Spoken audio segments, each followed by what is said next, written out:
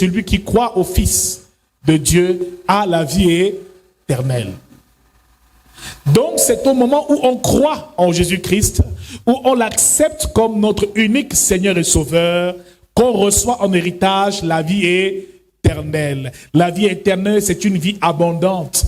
La vie éternelle, c'est la vie de Dieu. La vie éternelle, c'est sa grandeur, c'est sa majesté, c'est son autorité, c'est son pouvoir, c'est tout ce qu'il est, sa nature divine qu'on reçoit en héritage. Mon frère, dis avec quelqu'un, la vie éternelle commence maintenant. Lorsque Pierre a posé la question à Jésus, mais qu'adviendra-t-il de nous, nous qui avons tout perdu pour toi, tout quitté pour toi, les femmes, les maisons, les voitures, les biens de cette terre, les frères, les pères, les mères. Il dit, vous recevrez au centuple des pères, des mères, des maisons, mais avec des persécutions. Parce que mon frère, dès l'instant où on reçoit la vie éternelle, on reçoit la vie de Dieu, la vie Zoé, la vie divine, la vie incorruptible, que cela soit notre partage à tous au nom de Jésus-Christ. Bien-aimés, nous allons lire ce matin un texte qui est très important parce que nous sommes en plein séminaire sur la vie éternelle. Cela veut dire que l'éternité doit être une question qui nous préoccupe. Demande à quelqu'un, est-ce que tu es sûr d'être sauvé? Est-ce que si tu meurs maintenant, là, tu es sûr d'être auprès de Dieu? Bien-aimé, c'est une question très importante. Quel que soit l'évangile que tu reçois, quelles que soient les bénédictions que tu reçois, mon frère, la question de l'éternité doit être au centre de ta vie. Bien-aimé dans le Seigneur, nous avons écouté le témoignage de la sœur ce matin. Elle a salué son amie, sa collègue le matin, le lendemain, elle était morte. Où est-ce qu'elle est partie? Mon frère, la vie ne se limite pas à la terre.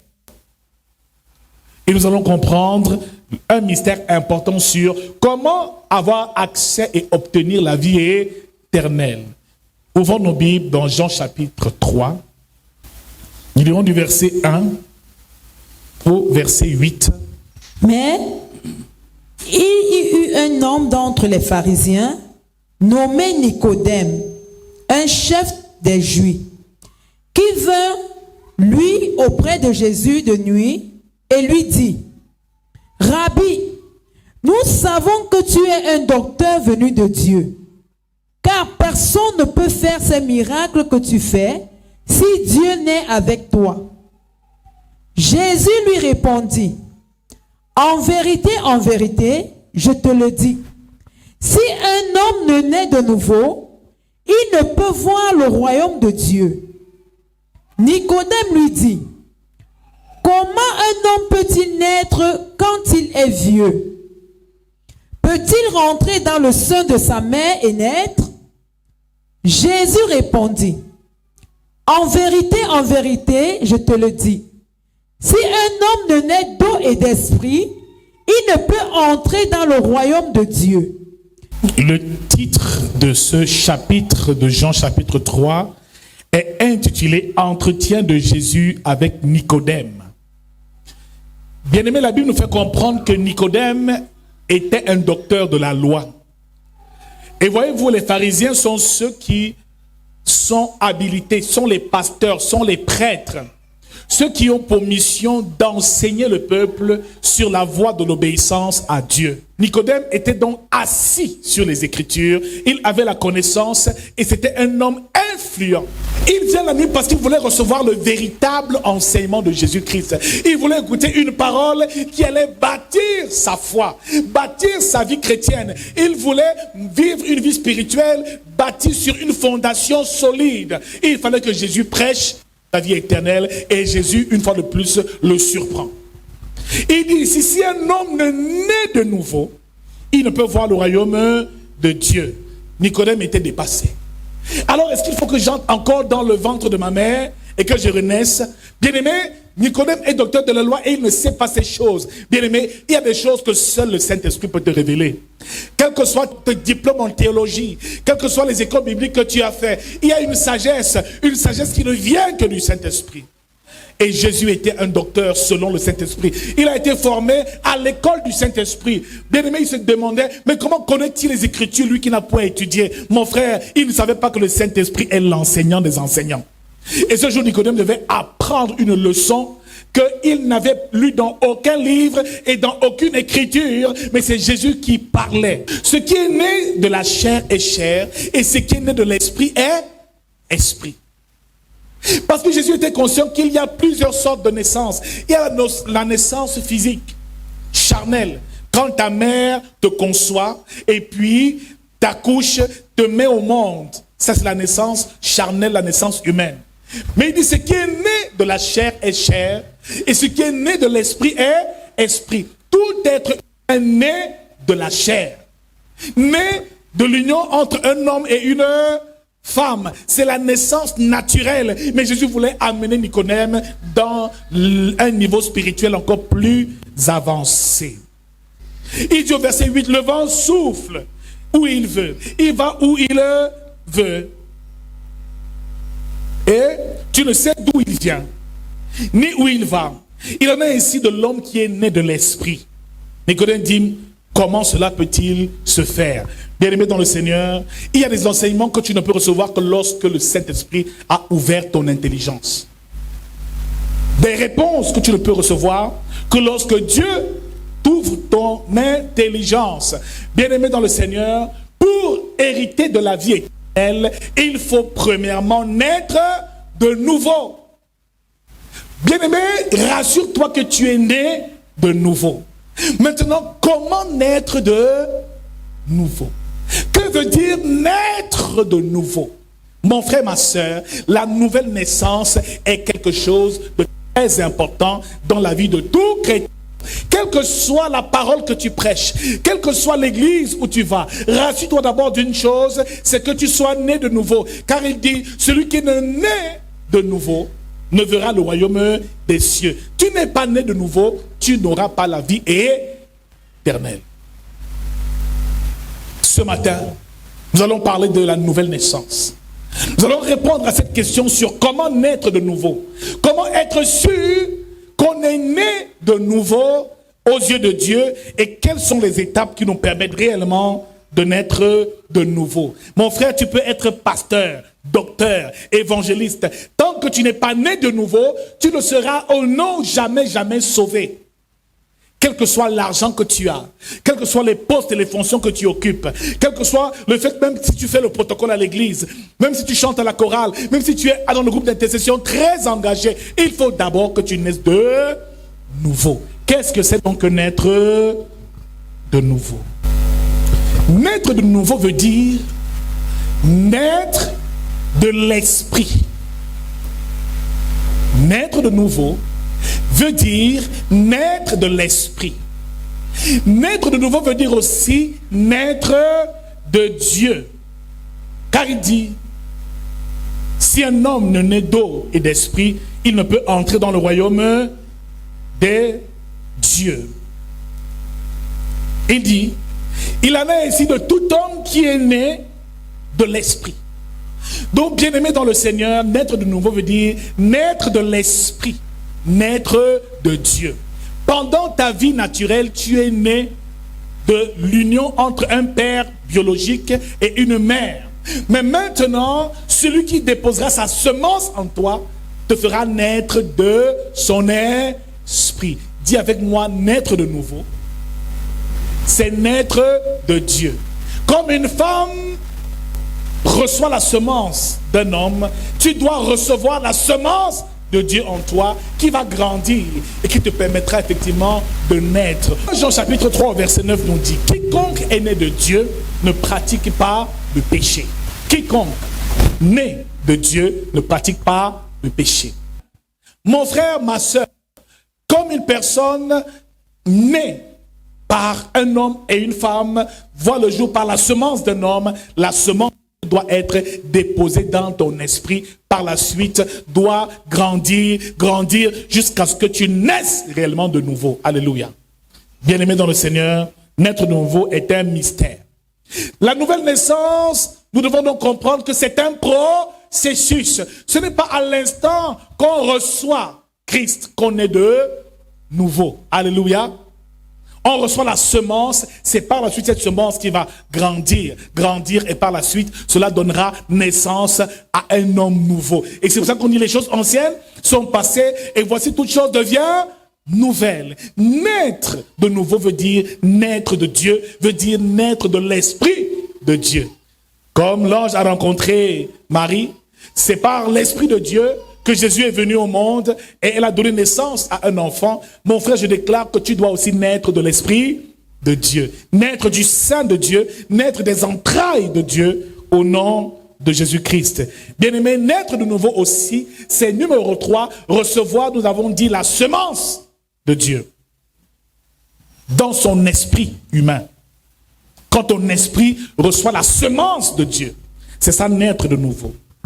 Comme une femme reçoit la semence d'un homme, la semence de Dieu doit être déposée dans ton esprit. C'est quand cette semence est déposée dans ton esprit, bien aimé, que cette semence peut à présent produire du fruit, germer et te permettre d'accéder à la nouvelle naissance.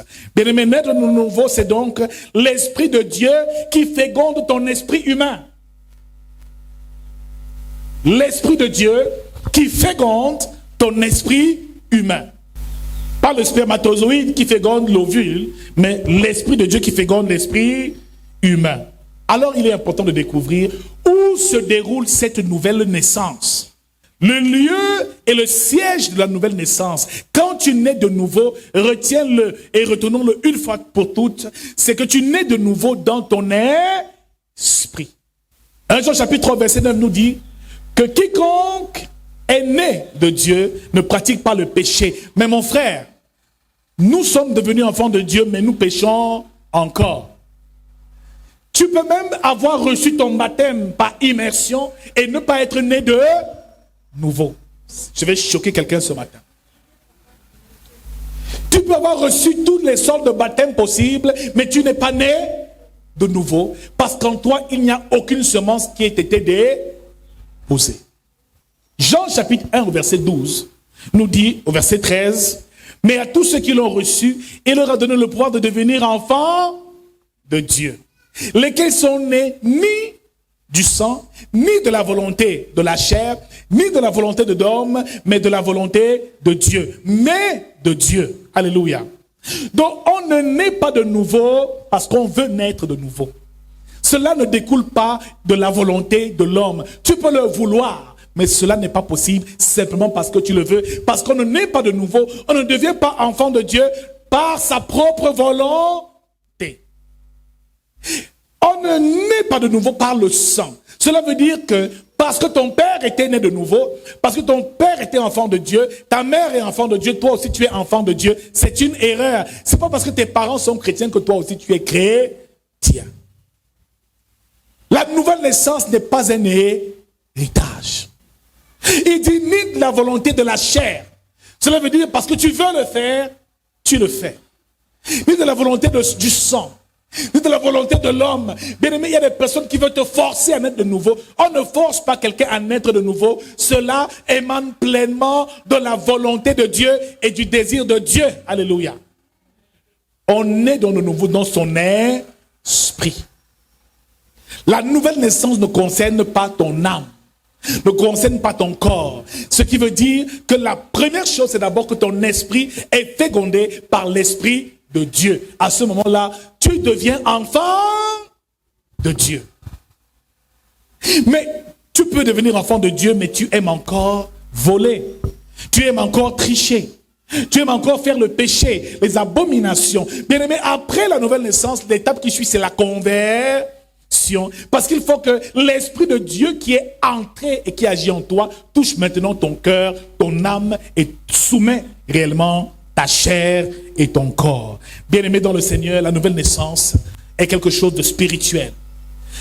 Bien-aimé, la nouvelle naissance est une révélation de l'Esprit de Dieu à notre esprit. L'Esprit rend témoignage à notre esprit que nous sommes enfants de Dieu. Pendant que tu nais de nouveau, bien-aimé, cette connexion entre l'Esprit de Dieu et ton esprit crée ce qu'on appelle la nouvelle naissance. Tu reçois ce qu'on appelle l'esprit d'adoption. Et tu reconnais que tu es à présent enfant de Dieu. Mon frère, on ne force pas quelqu'un à naître de nouveau. C'est une révélation. la nouvelle naissance. Bien-aimé, lorsque tu nais de nouveau, tu as pleinement conscience de ta divinité. Pleinement conscience que tu es enfant de Dieu. Et tu reçois un esprit d'adoption qui dit en toi, Abba Père. Tu dis maintenant, Dieu n'est plus Dieu pour toi. Dieu devient un Père pour toi. C'est une nouvelle vie qui commence. C'est une nouvelle réalité spirituelle qui commence. Mon frère, comment recevoir la semence de Dieu? Comment recevoir cet esprit qui vient féconder notre esprit humain pour faire de nous des enfants de Dieu? Maintenant, pose la question à quelqu'un, ferme un œil, demande-lui, es-tu né de nouveau?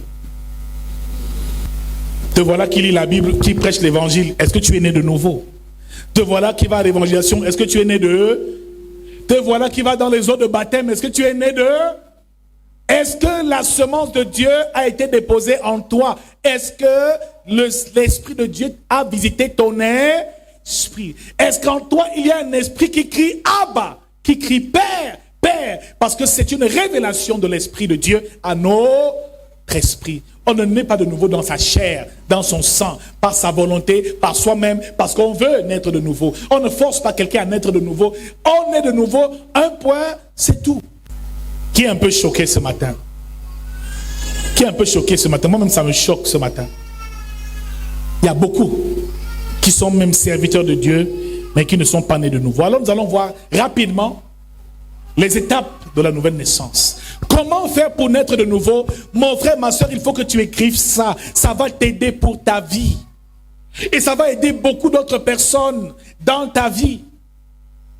Parce que nous courons après l'argent, après le travail, après les bénédictions, mais on oublie la chose fondamentale, la nouvelle naissance. Tout ce que nous faisons n'a de sens que lorsque nous appartenons réellement à Dieu. Nous devenons enfants de Dieu. On ne naît pas de nouveau par la prière. On ne naît pas de nouveau par l'imposition des mains. On ne naît pas de nouveau par l'imposition des mains. Reçois la nouvelle naissance. Non. On ne naît pas de nouveau parce qu'on te dit de répéter certaines phrases, d'accepter Jésus-Christ comme ton Seigneur et Sauveur. Beaucoup après avoir dit, je t'accepte comme Seigneur et Sauveur, le même soir dans les bars, les boîtes de nuit, le désordre. Rien n'a changé. Parce que la semence n'a pas été déposée en lui. Amen. Ça nous arrive. Et nous sommes souvent très ignorants. À un moment, le pasteur dit, qui venait de nouveau? Venez ici, vous donnez vos vies à Jésus. Qui venait de nouveau? Moi, on vient tous, à les enfants, les bébés, les papas, les mamans, tous là devant en train de dire, on accepte Jésus-Christ comme Seigneur et Sauveur. Mais bien aimé, c'est un problème tant que la semence de Dieu n'est pas établie en toi.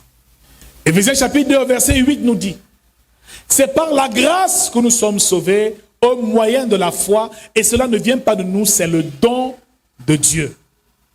La première chose qui nous donne accès au salut et qui permet que nous recevions la semence de Dieu, la première chose, c'est la foi en Jésus-Christ. C'est la foi en Jésus-Christ. Cela veut dire, quiconque confesse le nom de Jésus-Christ et croit dans son cœur que Dieu l'a ressuscité des morts sera sauvé. Celui qui croit au Fils de l'homme a la vie éternelle.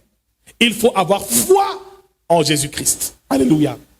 Première étape est foi en Jésus-Christ.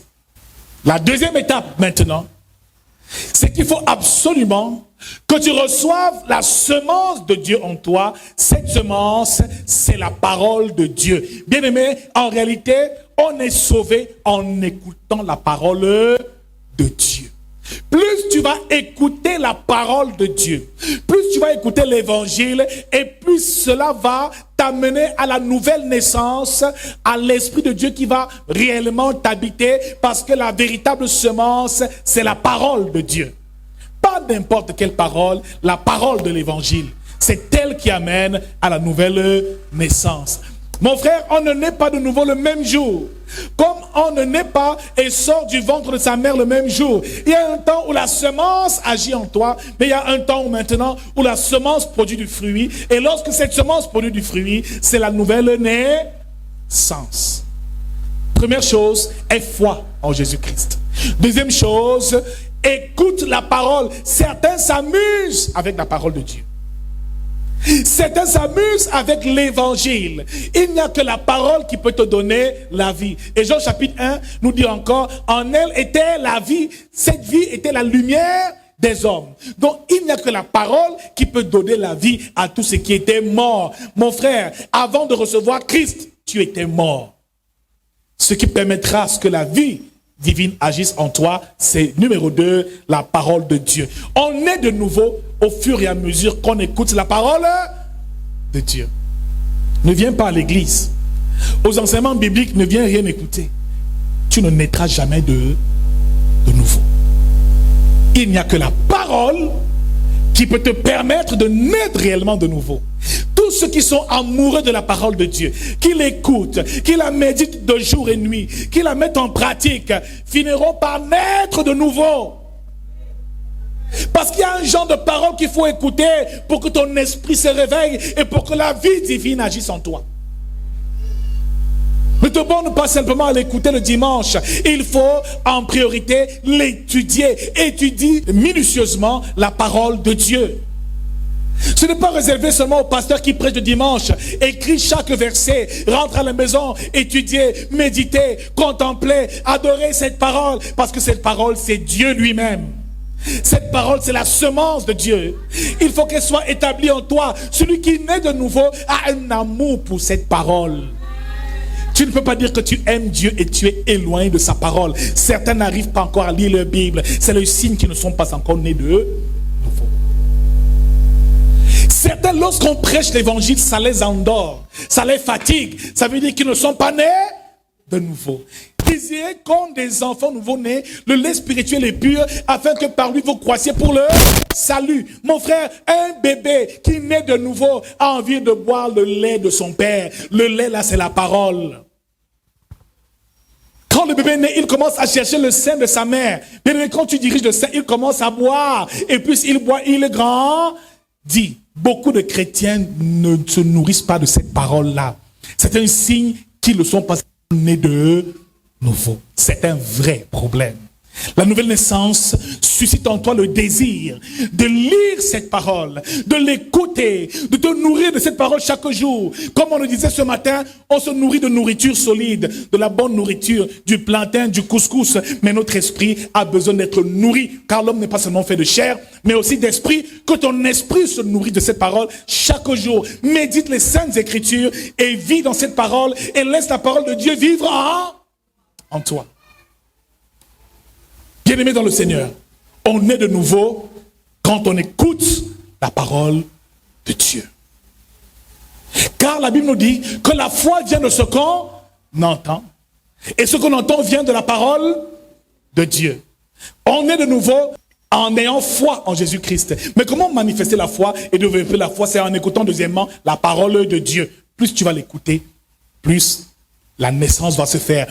L'Esprit de Dieu en toi va germer et produire en toi quelque chose, un esprit d'adoption qui criera Abba, qui criera Père. Donc, venir à l'église le dimanche est une obligation fondamentale. Le dimanche, on ne dort pas à la maison. C'est le jour du Seigneur. C'est le jour du sabbat. C'est un jour qu'il faut mettre à part, qu'il faut sanctifier. C'est le jour où tu viens nourrir ton esprit de la parole de Dieu. Plus cette parole est relâchée, plus cette parole donnera vie à ce qui était mort en toi, donnera vie à ton esprit humain et mortel, afin que l'Esprit de Dieu puisse réellement se réveiller en toi et te révéler la réalité de ce que tu es devenu enfant de Dieu. Plus tu écoutes la parole, plus tu écoutes l'enseignement, plus tu es enseigné et plus tu reçois la nouvelle naissance.